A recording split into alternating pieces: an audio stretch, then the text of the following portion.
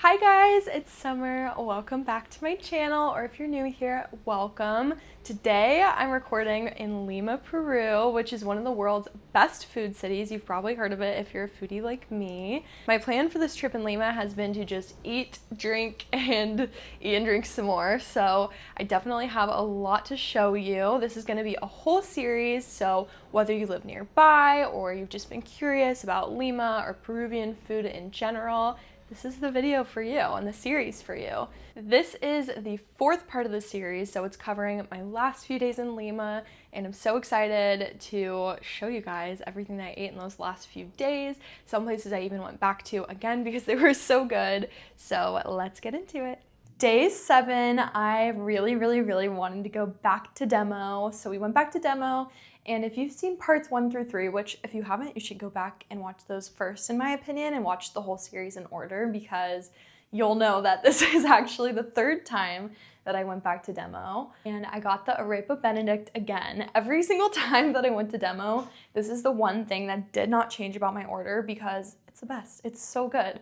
And we also tried on our waitress's recommendation this cruffin, and it had this like sweet custard inside.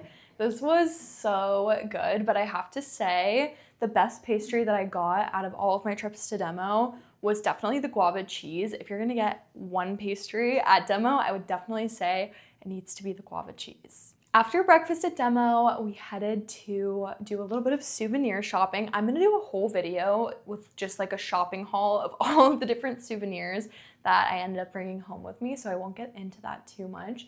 But we walked around, shopped a little bit, and that was really fun. Then we stopped at this place, Cosmos. I honestly wasn't ready for more caffeine yet, so I didn't try the coffee, but we did have this pastry, and it kind of had like an orange flavor. I did not catch what this was, but it was pretty good. And then we went to Terminal Pescaria, and this place was so good. We got the Arroz de la Norteña, I believe, which had like a green sauce on it. It was so good. They brought us concha de munch on, which is like these, I don't even know how you describe it. It's like popped corn. Popcorn, but like popped corn, you know? So it's like a crunchy corn kernel, but it's like a larger kernel. I love this. A lot of Peruvian places give this to you just to munch on at the table. And then we also got a causa with shrimp, which was so good. And if you saw my first video when we went to Ceviche, then you know that I love a causa. And this one was delicious. And then I loved the chicha morada here. I had been ordering chicha morada at like every place we went, but this was probably the best that I had anywhere, and I was slamming them down. Honestly, I think I was probably dehydrated because I had like 3 or 4 glasses of this. We also got some plantains, and there is just something about Peruvian plantains. I don't know what it is, but they're just like the perfect, I don't know, the perfect level of sweetness. They're never too sweet, and I think it just mixes so well with all the different sauces in Peruvian cuisine. So these were delicious. It's no exception. Everything here was so good, and honestly this felt like a little good like neighborhood local spot. It didn't feel like there were really any other tourists there, which made us feel like we had chosen our spot well. After that, we walked around a little more, mostly around Barranco, and just kind of did some final shopping. There were a few things that I had seen before that I still wanted to pick up, but like I said, I definitely want to have like a whole separate video just to talk about souvenirs, so I won't get into that yet. And while we were wandering, we ended up at this place called Annapala Bakery, and they did this dessert called a cremelada, which I've never heard of. It's kind of like a play on gremolata, but it was like a creamy shave ice. This was really good. It kind of had like larger chunks of ice. It was pretty warm out this day, so it was nice to have a little sweet, cool treat. We got the maracuya flavor, as well as this like coconut and milk flavor. And then we also got some alfajores, which if you haven't had alfajores, they're so good. They're so like soft, and I don't know, they're very like craveable to me. Every single time I go to a Peruvian restaurant, I always check to see if they have these. They have such a good flavor, and they have like dulce de leche on the inside, and it's just so good. And the good thing about having so many people on one trip is we were able to try a few different desserts, and I have to say, this place was delicious. Everything we tried here was so good. And this I would define definitely as a hole in the wall. Like, it was literally just this tiny little narrow hallway that you walk down, and she's just standing there at the end with her little cooler full of cremolatas. So that was awesome. Really loved like just stumbling upon this spot. Next up, I knew we really wanted to stop at one like higher end Nikkei spot. So like Peruvian Japanese food. And I had been hearing a lot about Osaka, but Osaka was fully booked out and also honestly really expensive. And on this trip, I kind of did have to choose which meals I wanted to be fine dining, or I would have just been at a fancy meal every single night just because there are so many nice restaurants that I wanted to hit in Lima. So heading to Tomo felt like a good happy medium. It was still on the higher end for sure. And honestly, this place had a very exclusive feeling vibe. You had to like ring the bell at the bottom and get buzzed in, and they walk you up this staircase. It's a very exclusive feeling. So this was still a pretty high-end spot, but I would say it's like slightly below the price point of Osaka. So that's something to keep in mind. Obviously, it's definitely worth splurging on some fine dining while you're in Lima. I think you really have to do it. But this is kind of what we chose. It was still, again, really felt pretty high end. The first thing that we got at Tomo was a round of drinks. And I have to say, this is not a place you want to skip the cocktail menu. I don't remember what we got, and I think I've said this in a couple other videos, but it can be kind of tricky trying to track down menus online in Lima for some reason. I don't know if most places just don't post their menus online, but I wasn't able to figure out quite what we had ordered drink-wise, but I will say every drink we got was really good and the presentation was really fun on these. We started out with an acevichado roll here, which I think I mentioned in a previous video that I didn't really like this when I ordered it somewhere else. And if I was going to like this somewhere, Tomo would have been the spot, but I still just felt like the fish inside was a little bit chewy, so I think this is just not the roll for me, to be honest. But if you like an acevichado roll, this is like, even I, as someone who didn't really like it, could acknowledge that it was objectively good. You know what I mean? Like, all the flavors were so good, the fish was so fresh, but yeah, I think we've just determined that that's not my favorite kind of roll. Most of what we got here was on the chef's recommendation, and honestly, I couldn't even keep up. I'm not even sure all of the things that we got. But what I can tell you is that my best bite of the night is the bachi nigiri. This was crazy. Oh my God. I ended up ordering, I think, literally 4 of these by the end of the night. It was so amazing. It was like this truffle scallop, and they would come and torch it at the table for you right then. And oh, you guys, I cannot even begin to explain how good this was. This was one of the best bites I've ever had in my life, and I'm not even exaggerating. After Tomo, we wanted to head out for one more drink before heading back, and we had heard a lot of people recommend ayahuasca, so we went and checked it out.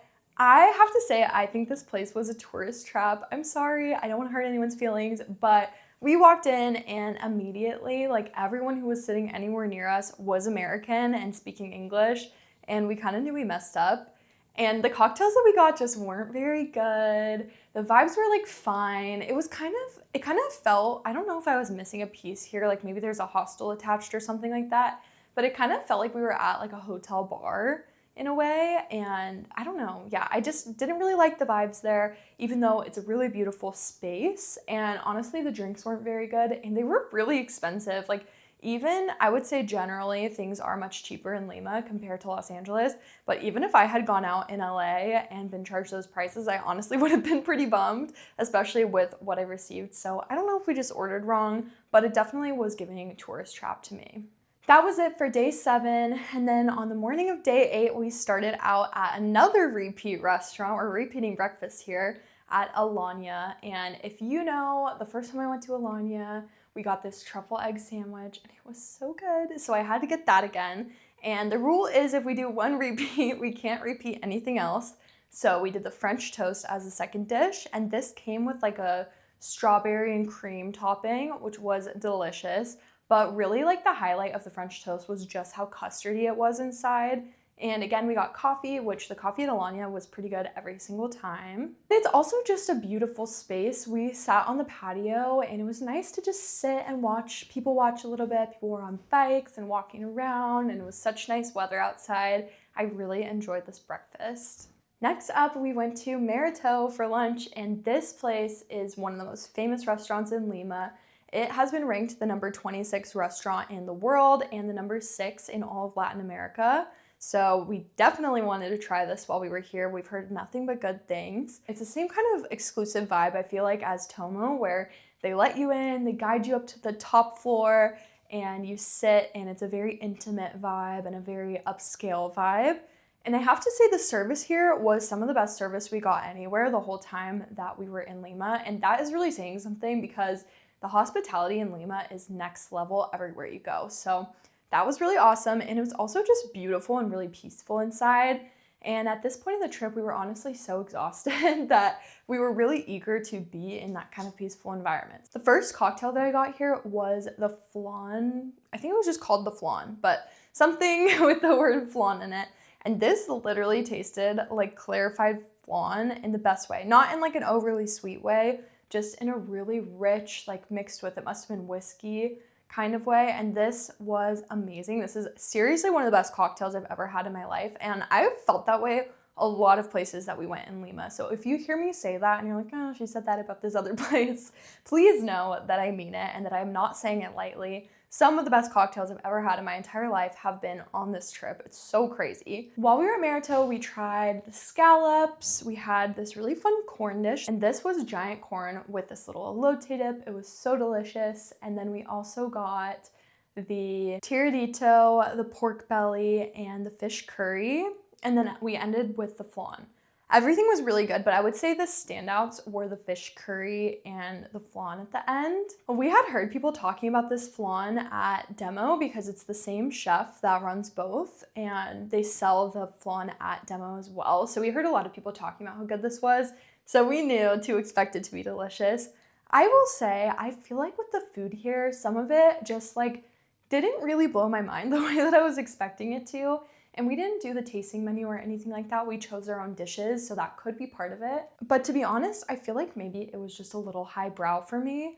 And maybe I just don't have the palate to appreciate some of what I was eating. Because again, the fish curry was so good, the flan was so good, and the cocktail was amazing. But some of this stuff I honestly found a little lacking in flavor, and don't come for me. Obviously, it's a very high ranked by like food critics who know way more about food and what they're talking about than I do. But just as, you know, a random girl from California who loves food, I just didn't find it so amazing. I feel like for the price point, I enjoyed Astra di Gaston and Lady B a lot more. After that, we were in the mood to walk around some more. We found this coffee shop called Beak, and this was a really cool spot. It's like a ceramic studio inside, and as you can see, it's really beautiful. It's fun to kind of like wander around the space. I feel like my coffee here was just fine, but just the vibe of being there was so fun. I definitely could see myself going back with a book or like with a laptop with some stuff to work on and hanging out for a while. I really liked just the energy in there. And then for dinner, we ended up at this spot called Tanta. This is a small chain in Lima that one of my friends described as the Peruvian cheesecake factory. But this restaurant is run by Gaston Acurio, and he is the same Gaston from Astra di Gaston, one of my favorite spots that I tried in all of Lima. So I knew like the food had to be good, but I don't know, something about the font, I guess, of the sign and just the vibe of the restaurant from the outside, it was giving Cheesecake Factory. Like it was giving Skinnylicious menu at Cheesecake Factory to me. Does anyone know what I'm referencing? Maybe I'll cut that out, we'll see. I wasn't expecting much here, and it ended up actually being so perfect. Again, this day, it's like the last day that you are somewhere, you want to enjoy it so much, but it was kind of a long trip.